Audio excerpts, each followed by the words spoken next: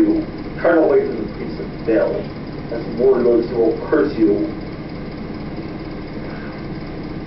So, you're one of the prophets.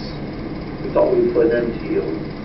There'll be no rain unless I, Elijah, say so.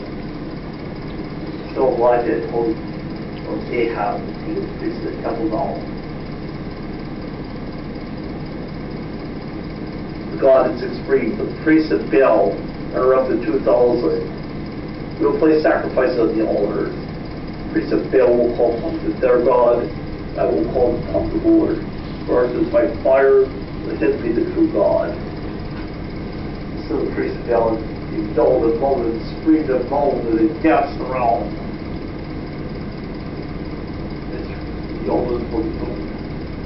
Oh, come on, louder, louder! Surely Baal is a god.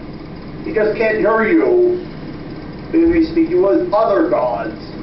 Maybe he's on a long journey. Powerful Baal, send out your fire.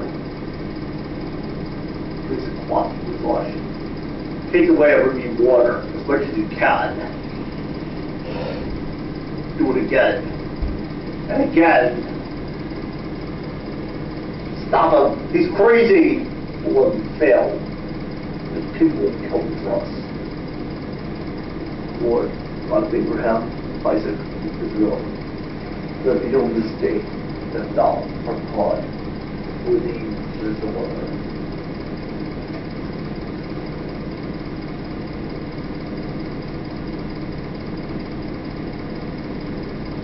O Lord God of Abraham, will have his justice.